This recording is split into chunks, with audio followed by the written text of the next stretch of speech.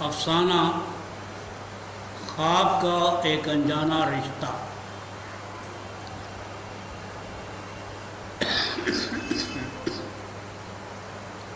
افسانہ خواب کا ایک انجانا رشتہ، مصنف فہیم اختر، لندن۔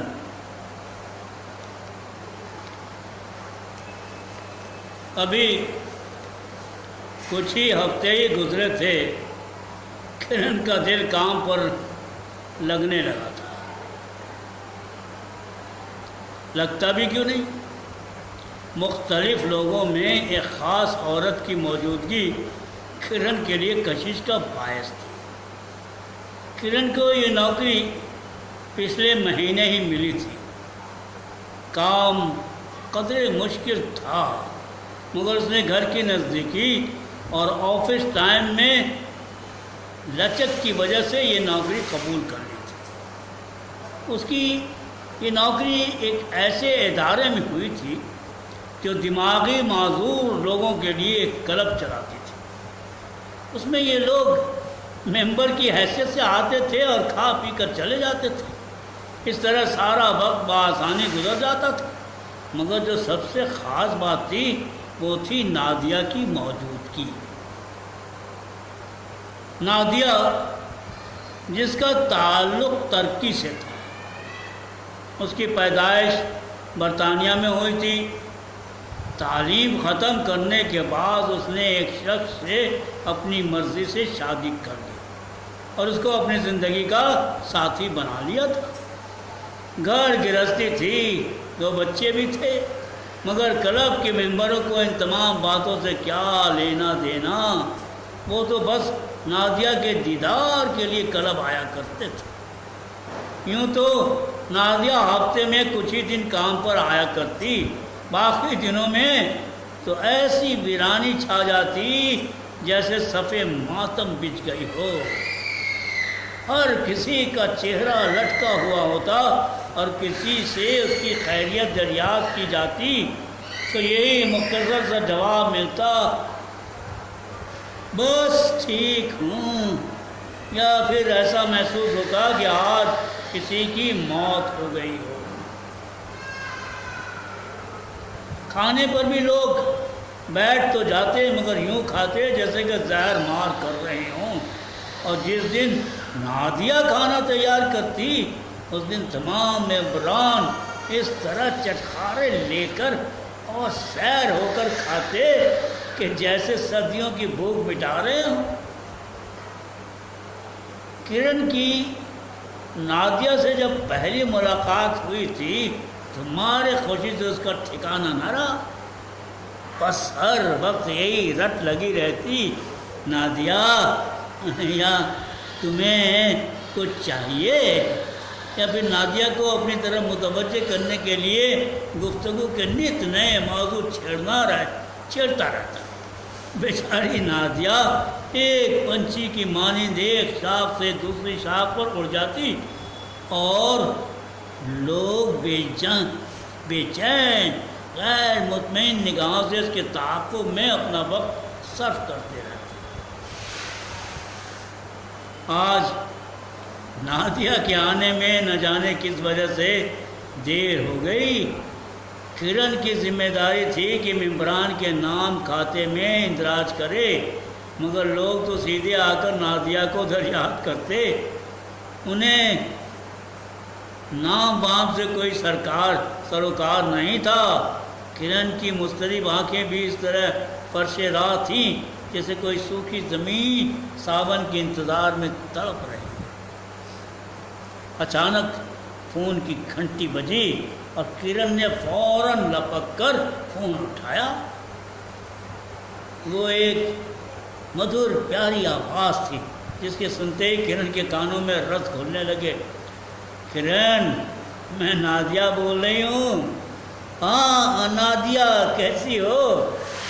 میں اچھی ہوں، آج میں کام میں نہیں آ سکتی۔ خیریت؟ وہ تو ہے، مگر میرے شوہر سے آج میرا طلاق ہو گیا۔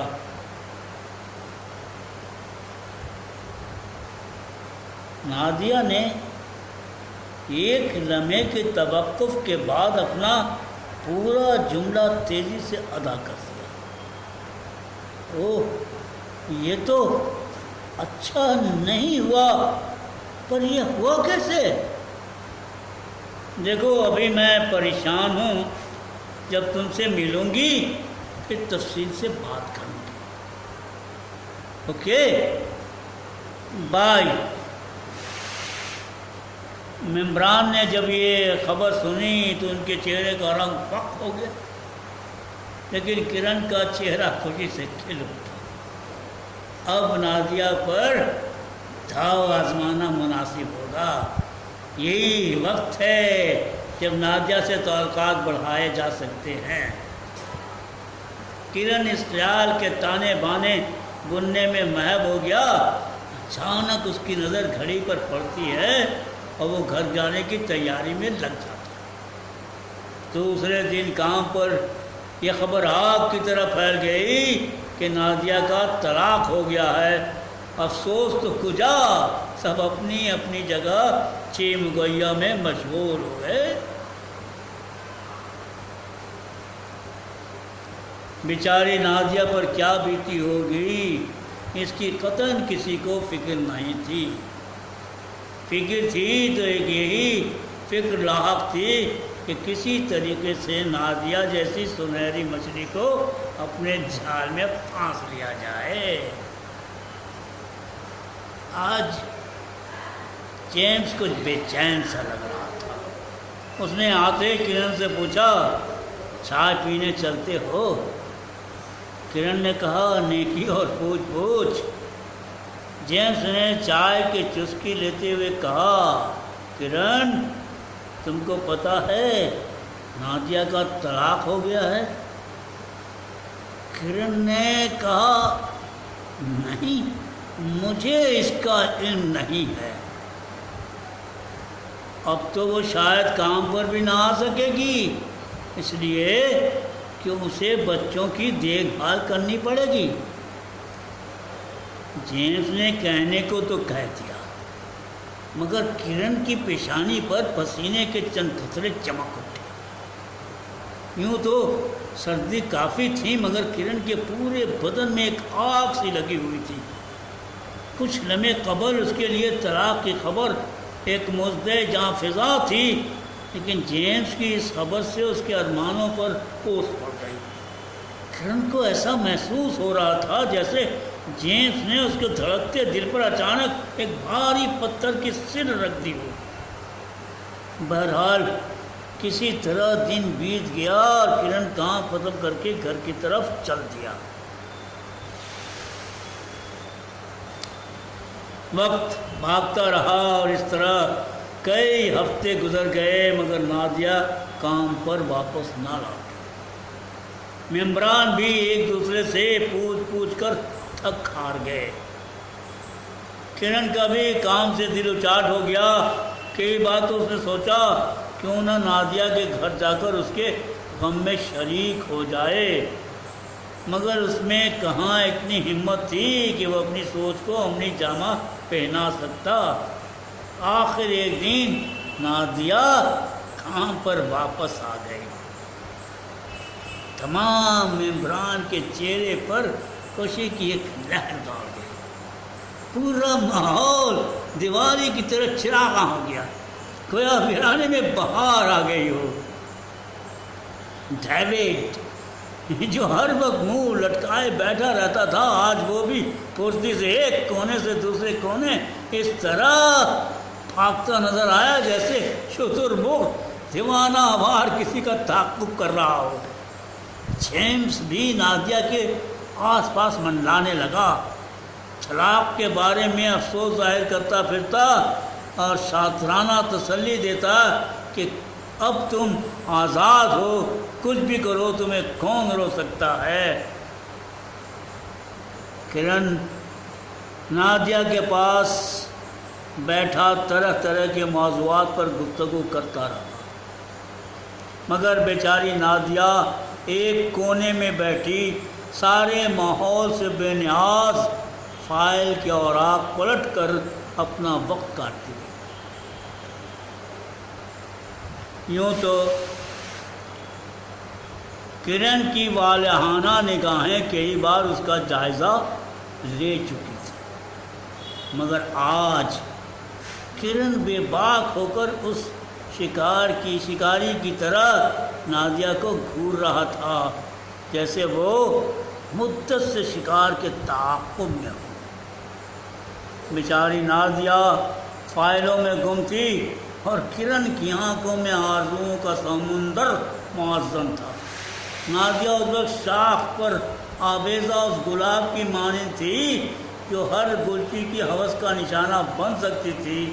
کرن انہی خیالوں میں گم تھا کہ دن کا اختتام قریب آ گیا۔ یوں تو عام دنوں میں ممبر شام ہوتے ہی کام ختم کر کے جلدی کلب سے نکل جاتے تھے، مگر آج سبوں کو یہ یاد دلانا پڑا کہ بھائی وقت ہو چکا ہے، برائے کرم آپ لوگ جائیں۔ آخر کار بڑی قسم پرسی کے عالم میں سبوں نے کلب کو خیر بات کہا، اور پھر کرن اور نادیہ دونوں اکیلے کلب میں بکھری ہوئی چیزوں کو سمیٹنے میں مصروف ہو گئے۔ جب معمول نادیہ نے ادائے دلبرانہ سے کار اسٹارٹ کی اور الوداعی نگاہوں سے دیکھ کر رخصت ہو گئی، کرن تھوڑی دیر کھڑا رہا، پھر اپنے بوجھل دل اور دماغ اور روح کی تشنگی کو ساتھ لیے اپنے آپ کو دلاسے دیتا ہوا گھر کی طرف چل گیا۔ آج کلب میں ایک عجیب سی ہلچل تھی۔ تمام لوگ موجود تھے جو کئی روز سے کلب سے غیر حاضر تھے، وہ بھی آج آ گئے تھے۔ یہ خبر آگ کی طرح پھیل چکی تھی کہ نادیہ کام پر واپس آ گئی ہے۔ رنگ برنگے کپڑوں میں ملبوس ہر ممبر بے صبری سے نادیہ کے سواگت کا منتظر تھا۔ اسی لمحے جیمز نے کرن سے کہا، کرن آج وقت گھاٹے نہیں کٹ رہا ہے۔ کرن نے بھی ہمدردانہ لہجے میں اس سے اتفاق کیا، تم ٹھیک کہہ رہے ہو۔ گھڑی کی سوئی 9 سے 10 اور پھر 11 کی جانب گھوم گئی کہ اچانک ٹیلی فون کی گھنٹی نے ماحول کے اضطراب کو ساکت کر دیا۔ ادھر سے آواز آئی، ہیلو کرن، میں ڈائریکٹر شیلا بول رہی ہوں۔ نادیہ نے آج اپنا استعفیٰ بھیجا ہے، اس نے اپنی ذاتی مجبوری کے باعث کام چھوڑ دیا ہے۔ کرن کے تو حلق میں جیسے کانٹا سا اٹک گیا۔ وہ اس خبر کے جانکاہ کو سن کر ایک لفظ نہ کہہ سکا۔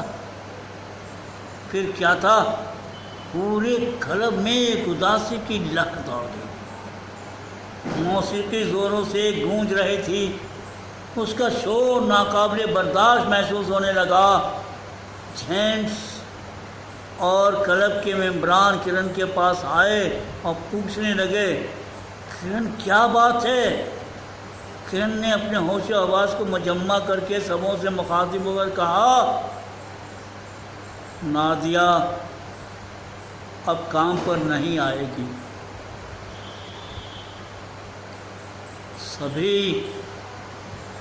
اس خبر کو سن کر کفِ افسوس ملنے لگے۔